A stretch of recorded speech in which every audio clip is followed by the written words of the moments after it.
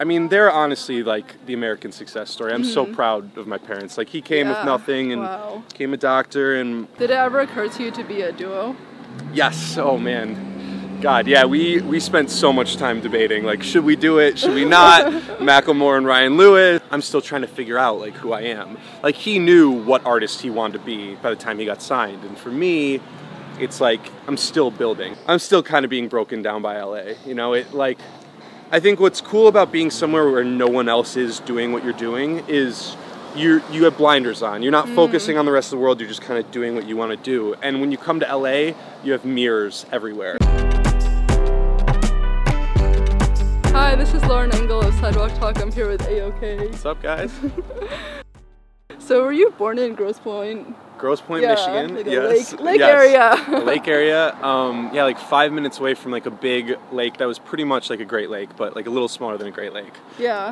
But yeah, I like grew up with a boat and like. That's so nice. Yeah, it was so nice. It's the best. So like Michigan summers are kind of like paved the way for me, and that's why I moved out to LA, because I just love like being by the water and like that whole life, just like the life that comes with it.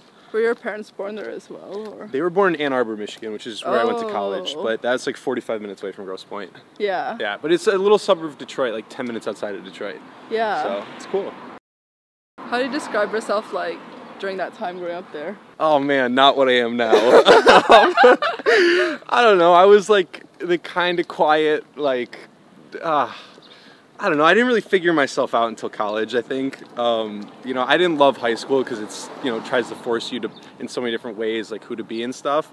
I don't think it was really until college that I like decided that I could be creative and do all that stuff. So, I don't know, I was like a quieter version of myself, and like, yeah, I didn't really feel like I was running on all cylinders until I went to college. Like, got away from my hometown. But like going back now, I love it, but I don't know, it's kind of preppy and kind of like, I don't know, just not quite my vibe now. Were you into school though? Yeah, yeah, my dad's a doctor, my mom's a lawyer, so like that was the pressure. So yeah, I always took school pretty seriously. Yeah. And I went to school in Michigan too, at college. And yeah, I thought I was going to be an engineer until my like junior year of college, and I was like, fuck that, I can't do that. What were your favorite subjects in high school? Probably math. I also really liked English. I was actually a really good writer, I like to say. But no, I really liked creative writing, so some of that and math, probably my two best things. Did your parents push you academically? Yes, yes. I'm also the youngest child of 5. So all 4 before me went to the University of Michigan. My parents went to the University of Michigan. So like the pressure was like super on hard. So yeah, I mean, I wouldn't have been able to do what I do had I not been the youngest of 5 kids, because my parents kind of forgot about me a little bit. Just kidding. But yeah, yeah, there was a lot of pressure for academics. But I studied in college sound engineering, which was like a combination of music and the math stuff that I liked. So it was like a good way to like bridge my parents into like this whole music thing. What do your siblings do now? Doctor, one works at Amazon, oh my God. Another's a really successful travel agent, and then another one's a real estate agent. But kind of all over the place. We live all over the country too, like Miami. My sister lived in New York, San Diego, I live in LA, and then Michigan. So we're kind of all over. We're worldwide. Where do you got your creative side from then? Definitely my mom's side. My older brother and some of my uncles are into music, and then my older brother kind of taught me everything that I know. He kind of came in the age a little bit before like it being accessible on everybody's laptop. So he played drums and all that stuff, and he had a friend that rapped. So I kind of but in high school I started recording his music pretty much, and that's how I got into like all the software stuff that just like took off into what I do now. But it was all from my brother, and I had this grand piano at home that I never could really play, but like I'd tinker on it, and like that's when I started kind of writing. But I don't know, it's weird because my parents didn't really like listen to music, so I didn't grow up in like a household filled with music. I didn't really start listening to music until like high school, honestly, which is weird. But like when I finally got it and it caught on, I fell in love with it, you know. Do you remember the first CD you bought? Oh man, Wow, first CD. I think like for some reason I remember when I first started getting into music, like the 50 Cent era. Like I think like 50 Cent, like when he was really popping, I was in high school, and that was like kind of when I started getting into things. But like the first band I ever got into was Coldplay, so probably the first CD would be Coldplay. Did your brother show you Coldplay? My sister did actually. It was that one brother and my sister were into music, and I got a lot of my influence actually from my sister a lot. Yeah. But she took me to my first concert, which was Coldplay. And I kind of downloaded their discography, and like I just used to binge that and listen to like nothing else, and that's kind of why I like really melodic music probably. Yeah. Did you ever consider joining a band, or were you in bands? Okay, so I started off, this is a different subject, but so I grew up with Quinn XCII, who's a singer. Yeah. And we kind of did everything together from the start. So when I started getting into it in high school, he like was also getting into it. So I produced all of his music starting off, and he would sing on all of my music. So I guess you could kind of call us a band. And so I kind of came up in that mentality where it was like me and him doing everything together. What age was that? I was probably senior year of high school, and then when I got into college it expanded. But when I first got into it, probably senior year of high school. What are your parents' personalities like? My dad's really laid back and funny, and my mom's like the more serious one that like when I went out at night in high school, I had to come home and kiss her goodnight so she could smell alcohol on my breath. And so she was the one that like set all of the rules, and she was just super strict. And then my dad was just like, you know, the chiller one, you know. Are you more like your dad then? Yes, definitely, definitely more like my dad. Yeah. But I needed that structure for my mom. Like I definitely have some of like the drive and like the structure that my mom gave me. So it's a nice balance. And your dad was born in Ecuador, right? Yes, he moved to the United States when he was 4 years old. So, I mean, they're honestly like the American success story. I'm so proud of my parents. Like, he came with nothing and became a doctor, and they're the greatest. I think their like work ethic is the biggest contribution to like what I have now. They just like such hustlers and like just good, genuine people. So, those are my parents. Yeah, and you grew up with a lot of that culture too, right? Yes. My whole dad's side, like my grandma didn't speak much English. In her old age, she kind of forgot English, but I grew up like around a lot of like the Latin side, which I loved. You know, just like having multiple cultures in your life is just a great thing. You know, it helps you be more open-minded. Everything. After you graduated high school, did you already like know they wanted to do something like with music, or did you actually like want to do something with like writing or other academic stuff? I think music. So I applied to the sound engineering school. Well, I got into school, Michigan, and I didn't know what the hell I wanted to do. And then my freshman year, I kind of went exploring, and I stumbled on this article in actually like the university newspaper about this kid who did sound engineering, and it was a picture of him in a studio, and like it was everything that like I wanted. It felt like, you know, this big question was being answered for me at a chance. So then I applied. I found more out about the program, and I applied to it. And the first year, I got rejected. And I had to wait a full another school year to apply again. Oh, so you were doing like just electives then during that time? Yeah, just general college. I went in just like general college. Right. And then when I found out about the program, I applied to it, and then I got rejected, and then I had to wait another year, and I just like I tried again. Yeah. And I wasn't very good at the time, but like I think the teachers could tell that I was persistent because I tried again. Good at music or? Yeah, not good at music, not good at sound engineering, which is like mixing music. I really wasn't. You had to submit that already? Yeah. Oh, wow. Yeah, you had to like record 3 pieces of music and like mix them all and then submit that as well as a bunch of other stuff. And I just was no good at the time, honestly. Yeah. So yeah, that was really discouraging when I first got rejected. But then I finally got in, and starting my junior year of college, I got into the program and I started the program. Yeah. What did your parents think of it? They liked it. Again, it was like a good combination of engineering and music. So it satisfied my mom with like the engineering. Yeah. Like maybe you can go work at like Bose or something. Oh. So like it had that side, but while I was doing that, I also was taking like creative music classes there that like I liked, you know. And then by like my senior year, I ended up doing 5 years, but by my senior year, I stopped paying any attention in the electrical engineering classes, and all I cared about was like the writing stuff. Oh. But at that same time, like I was starting to gain traction with Quinn XCII. So yeah, it was like the perfect culmination of timing, you know, like right as I stopped caring about the in finding my niche, I like kind of started finding success. So I got lucky with that. Were you under a different moniker, or were you always under AYOKAY, like, since those years? So the way that I started was I was strictly producing for Quinn XCII, and I don't really know if I had much of a name. I guess I called myself AYOKAY, but the way my project really started was the release of Kings of Summer. It was my first song that I released. And like the story with that is, like, again, I had produced 2 EPs for Quinn, Change of Scenery and then Bloom, 2 different EPs. And then we were writing one summer and I came up with this beat that just felt like a little bit different. I don't know why, it just like felt different. And so I took it to Quinn and my manager, and I was like, guys, like, what do you think if I keep this for myself and use it as my first release? And I think they were both a little hesitant at first, but they came around to it. And I released that song, and then, you know, it found some success, which is awesome. But that was my first release. And before that, I like didn't really have like an artist profile. It was just like my production for Quinn. Do you know why they were hesitant? Because it was new, you know. And I don't know. I had told my manager the whole time that I wanted to have my own artist project, but I don't think Quinn really knew as much. I think we were both just comfortable with working with each other, and it was just like a new step, you know. So it wasn't anything that he didn't want, but it was just something that was foreign to us, you know. Yeah. So it was always like the back of your head that you actually wanted to do it. Yeah. Since a young age, or? Not young age. I think kind of when I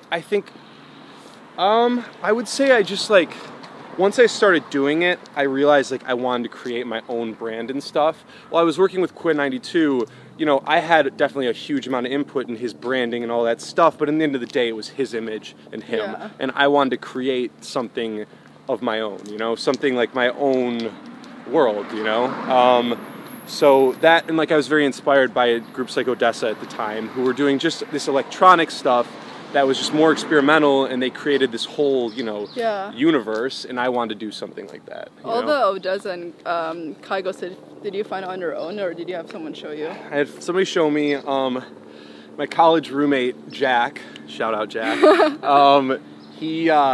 so in Ann Arbor, I lived with this kid who was from my hometown, but he was 2 years younger than me. And when I really got into music, you know, again, I had been listening to it at this point, but my junior year in college was the first time I lived with him, and he introduced me to Odessa and Kygo, and like I just fell in love. Like I didn't know anything about electronic music, and when I heard that, it was just, it like spoke to me. Not to sound stupid, but it literally spoke to me. Because like I had always been very interested in like rap. I didn't ever listen to the lyrics though, I just liked the beats. Like I like the power of like rap beats. And then like when I heard Odessa, it was like these rap beats, but that were like beautiful and without lyrics, and you know, just built out like rap beats pretty much. Yeah. And I loved that. Early on, you were like getting beats from like YouTube and stuff, right? Yeah. So like another thing that shaped my sound is Quinn XCII used to find like Majestic Casual and all these YouTube things. He used to find these like crazy beats that like were, I don't even know how to describe them. They were very melodic and playful, and the sounds like popped out at you, you know? Yeah. And like, I had never really heard anything like that. In his beat selection, before I was producing, like every beat he showed me, I was like, what the hell is this? Yeah. And that was a big part of my inspiration too, is like hearing kind of these things that he presented me, and I wanted to make things similar, you know? Did you ever try to do that? Like just try to get your own beats on like Majestic and stuff? Not really, because like by the time I was really fully functioning as my own artist act, I just like, I wasn't really paying as much attention to like the YouTube channels. It was more about like Spotify, and because me and him came up in the era of, you know, blogs and like those YouTube channels and stuff, and by the time, about a year later, I followed where I was really firing on all cylinders by myself, and by that time it was like Spotify, you know? Yeah. Did it ever occur to you to be a duo? Yes, oh man. God, yeah, we spent so much time debating, like, should we do it, should we not? Macklemore and Ryan Lewis, like, should we do it? But ultimately, we just kind of decided to keep it separate. I don't really know why, but I think it was for the best, you know? Yeah. It could have gone, I'm sure we could have done that, and it could have been great, but like, now looking back, where we are now, I don't think we could have done it. Did you have fears of like splitting up? Is that why? Yeah, and just like, I mean, we were so good together, you know? And I think that's an important thing. I think part of my early work, what was so special about it was that collaboration, you know, and the mixture between his like edge and my, whatever you want to call it. It just came together for something sweet, you know? So I think, I mean, I listen back to our early work, and there's just like a spark to it that I don't know that I really feel anymore in the music, just because it was early on and we were just like both naive, but that was like cool. Yeah. So yeah, I think a bit of fear, but I think it was bad because he was relying on me solely for production, and I don't produce fast enough. Like, now he works with a bunch of producers and he can fire through beats like constantly. Wow. And I don't make instrumentals fast enough to do that. So I think like now it's good that he can like use other people, and it gives me time to just work on my own stuff. Yeah. You actually taught me something. The Kings of Summer is a walk-on. Yes. A walk-on song? Yes. I didn't even know what a walk-on song. Really? No one like watches like baseball, right? In Hong Kong. Yeah. So I like went on Google like, what's a walk-on song? Yeah, it was this Texas Rangers baseball player used it as his walk-up song. So for people that aren't familiar, it's like a 6-second, 10-second little snippet of music that they play when a baseball player is walking up, and that player can pick it. And most of the time, it's like, honestly, because there's so many Latin American players in MLB, it's usually like, you know, Gasolina or something like, you know, yeah. It's kind of like, that's what it is. I thought they would choose more turn-up stuff. 100%. That but that's what made it such a thing, is like everybody, I mean, and then we ended up, the baseball player had us down to a Texas Rangers game where we could see it all happen, which was sick, and we performed the game at the 9th inning there. But like watching it, it's like all of this turn up like house music, and then Ian Desmond, and then Ian Desmond comes on, and it's just like Kings of Summer. Yeah. But like, so the cool thing about that is, so he started using it, and you didn't know how it got to him, did you? He saw a Bleacher Report YouTube video that had a bunch of college recruits, football recruits, like throwing the football around that used Kings of Summer. Oh. And he ended up finding it from Bleacher Report, you know, just like another sports YouTube channel. And that's where he found it. But when he used it, we didn't really know much about it. My sister's friend was watching TV. He was just watching like opening day, and all of a sudden he heard faintly in the background of the TV Kings of Summer playing, so he like ran up to the TV to like hear, and sure enough, like the song was playing. So then we researched it, found out it was true. Wow. But the cool thing about it, the coolest thing is that so after he did it, the song went #1 on Shazam in all of Texas. Oh, everyone was looking for it. Yeah, everybody was looking for it. And like the fact that, you know, people would be so curious to look up the song after a 10-second little snippet meant that there was something just like instantly, you know, reactive about it. So, do you think that actually brought you like fans from Texas? Oh yeah. Like looking at your analytics, for sure. do you have a lot of just from that song playing there? Yeah, and when I was just on tour with Griffin, all around the country, and he, when we were in Texas, like Dallas specifically, you could tell just people like go extra hard for that song, because it's just, the analytics and everything. At the time when Kings of Summer was really popping off and we were trying to make like a radio run with it, that was definitely more Texas like fan base, but now it's cooled off a little bit. But yeah, definitely like I think I have a fan base there because of it. Yeah. And when did you actually open for Chance the Rapper in Michigan? Oh, that was so early on. That was like way before it should have happened. That was like maybe my junior year or maybe senior year. But my manager just had a friend at Prime Social Group who was the one that was putting it on at Hill Auditorium, which is like a 4,000 cap room at the University of Michigan. And he just kind of hooked it up because they were friends. But yeah, I wasn't really, I was like kind of DJing, but at the time I was playing beats off of iTunes. Like, literally. No, I was literally up there like pressing the mouse, like playing fucking iTunes instrumentals. So that was crazy. I mean, just being on that stage, I mean, it was wild. What year was that? That was probably 6, I want to say, wait, hold on. 4 or 5 years ago. Oh, so both of you barely had stuff out. No, barely anything. He probably had 6 songs out, and I didn't have anything out. So you didn't really do original stuff? No. There was one song that we had that was original. The first original that we ever did, this song called Violins. That was the only one. The rest were all just like ripped YouTube beats and him rapping over them. Yeah. Which is pretty crazy. And Columbia found you from the Kings of Summer, right? Yeah. But they had been following Quinn's stuff for a while, and then through that, the A&R like realized, you know, he really liked my production. And so the same A&R signed both of us, signed him and signed me for 2 separate artist deals. So we have the same team at Columbia, but it was through his early stuff, and then when Kings of Summer popped off, they were like, okay, we want to sign AYOKAY too. What year was that? 2 years ago. Oh, did you feel like kind of early? You didn't even put that much stuff out, right? Yeah, I got like signed off of one song, which is crazy. But again, the A&R had seen all of the stuff. I had done like maybe 15 songs with Quinn before that, so he knew I knew what I was doing. Yeah. And he knew like how big of a part I was in Quinn's music, so yeah. he had faith in me to continue. But I also had like an EP ready to go, my first EP, 4 Feet to Infinity. I had that pretty much finished at the time, so like I showed him that body of work too, and that was my first like release on Columbia. So you weren't really afraid of them, like, because you already had like something that you were like set out to put out, because sometimes if you like sign too early, they start to like monitor you and like develop branding for you and figure out everything before you even know it. 100%. You know, I've never felt that pressure through them at all. They've been incredible to me.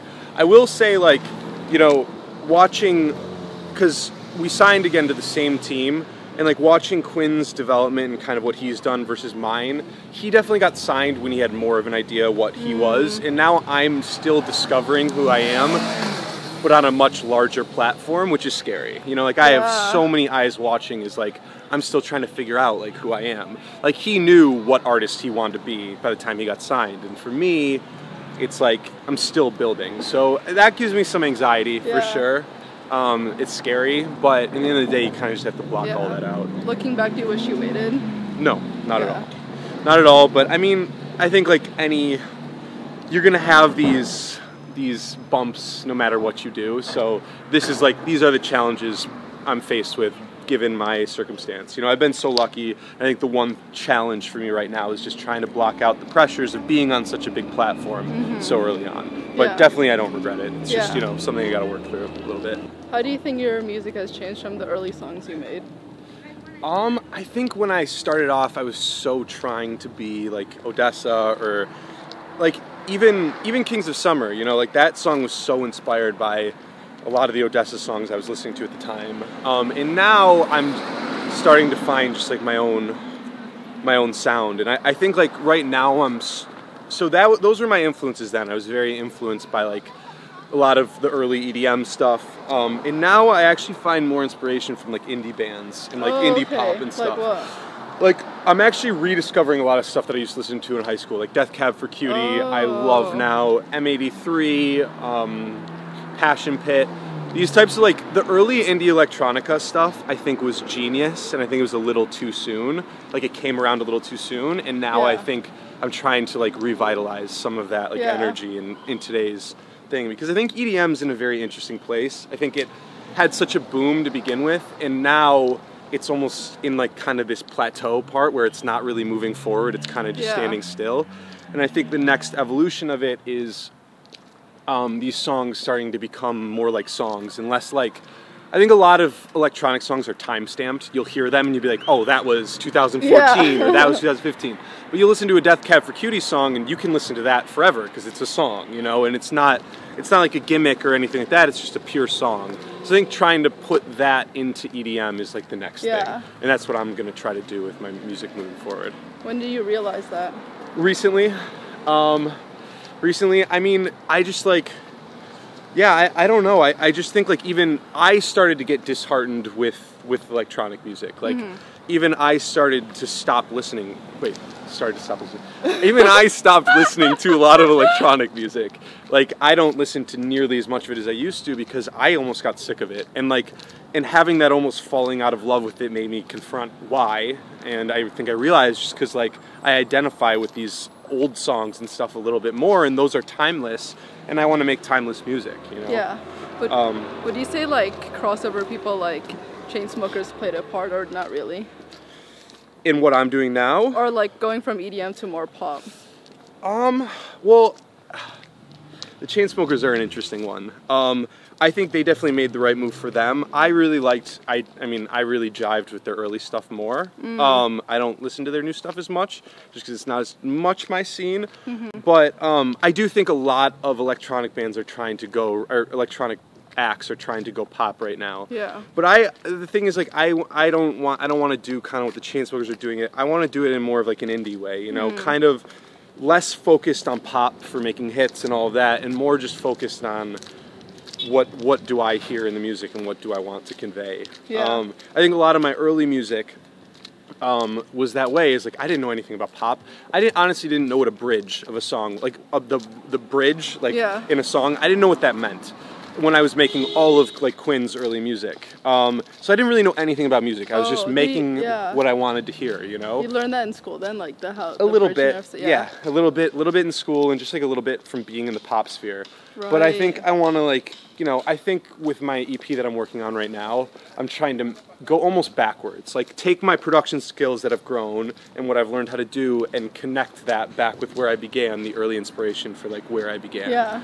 And that's what I'm trying to do, like kind of go full circle with it. But I just think there was something so special about when I wasn't as focused about pop, you know, and like what pop is.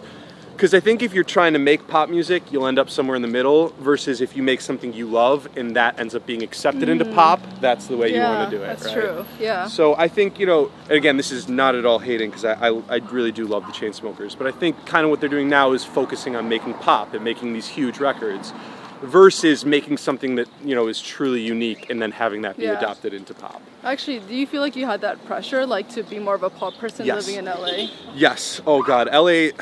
This photographer that I work with, Tarina, has this thing. She was also she grew up in Michigan, and she has this thing that she says that I identify as. I think it's Michigan born, LA destroyed, or something like that. Where it's like, you know, you're made into everything you are in Michigan, and then you come here and it just like kind of all gets broken down. So I'm in my first year here, and I'm still, well, just past a year, I'm still kind of being broken down by LA. You know, it like, I think what's cool about being somewhere where no one else is doing what you're doing is you have blinders on. You're not focusing on the rest of the world, you're just kind of doing what you want to do. And when you come to LA, you have mirrors everywhere. You know, it's like everywhere you look is like a reflection, and it's like, I don't want to see that, I just like want to do, you know?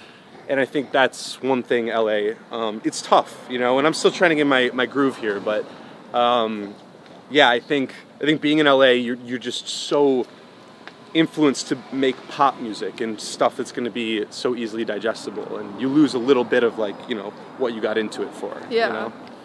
What would you say have been your biggest challenges so far? I think I'm like really hard on myself. Like I think it's part of what makes me good, you know, is that I'm hard on myself and I won't settle for mediocrity. But I think it's also I can really beat myself up for like, you know, not producing fast enough, or not, I don't know, when I feel like other people that are in my space are passing me up, I think, well, I guess a better way to phrase it is this. I think when I started out, when I was in Michigan, when I was looking at the industry, you know, from like a fan perspective, I was making music, but I was outwards looking in. I was so hungry, and I just like wanted to, you know, I just felt like the world was my oyster. I could just keep fighting and get where I wanted to get. Now that I'm a player and not, I'm on the inside, it's harder to maintain that same mindset. You feel like you're in it, you know, and it's just like a different thing. So I think trying to, I guess, accept that I'm a professional now and understand what comes with being a professional musician has been tough for me. Instead of being just a kid that it's my hobby and what I like to do, now it's like, you know, you're working 50, 60 hours a week at this with no other distraction, and like, this is my one thing. That's been tough. Working at home too is also hard for me. I kind of started to lose my mind. I work out of my garage and my kitchen pretty much, and like, it's just like, when I don't have free space, like big space to think in, I just go a little bit crazy. It's like my roommates will leave me during the day, and I'll be just sitting in my house, like in my kitchen, working on something for 8 hours. And by the time Jack, my roommate, comes home, I'm like, Jack! Like, I just need like some other human like interaction. So that's been tough too. Is there a sense of like comparing yourself to other people here? I think it's pretty big, right? For sure. I mean, also it's tough like watching even Quinn, you know, he's my roommate as well. He's one of my roommates. But like watching him go to sessions and stuff, like he'll churn out sessions, because vocalists are different than producers, you know, like a vocalist, their instrument's their voice. So you can put that on anything and create a song. So for a while, maybe 6-7 months ago, he was going, when he was working on his album, he was going to like 5 sessions a week. Every day he'd come back with a new song that sounded dope. And I was sitting there like, I'd spend a week working on one song, just like hammering out the details. And that was disheartening. But you know, you can't compare yourself, and you can't compare them because they don't work the same way, right? Like, you know, again, his instrument's his voice, so he can just create more music more quickly, and like, you just can't compare him. So I think that's another big thing for me. Is like, try not to compare as much, and just like put the blinders back on. So like, the only way I can see is forward. Where did the change in like mindset come from? That like, you don't want to try not to compare. Honestly, just a great sphere of people surrounding me. I think my family is like such good influences, and they just know so much, and I think they kind of helped me see outside of myself. Because again, another thing is I just get so stuck in my own head that I just like need somebody every once in a while to pull me out and like say like, chill out, like, you know, like it's not this way. So I think when Quinn was doing a lot of sessioning, I think I started to get a little bit like panic in my head, and then I think talking to my parents really helped pull me out. Yeah. How would you say you've grown as a person since when you started? Oh, man. You know,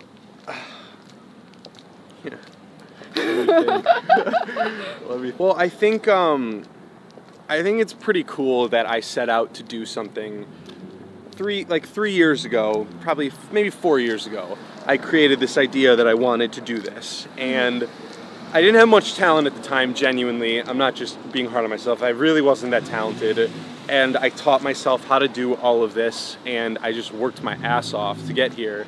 And I think like having gotten, you know, I'm not some superstar by any means, but the fact that I'm doing this now as my full-time job and all of that is an amazing accomplishment. So I think like I've learned a lot about work ethic, and like how I think my biggest thing that I took away from it is like that anybody can genuinely do anything that they want to do. And like, you know, I think everybody views things as like, you know, you have a gift at this, and like the only way you can be a musician is you're born incredibly gifted or whatever. And like, I am a walking example of that just not being true. I like, you know, I didn't know anything about music until, you know, 3 years ago, but I still was, I don't know, I think if you genuinely want something enough, you can get it. And so I think that's like been a huge lesson for me, and I like to tell that to other people, because I think it's cool, and nobody really tells you that, you know? Yeah. So yeah, I think that's one thing. Yeah. Last question. What do you want to be remembered for? Shit.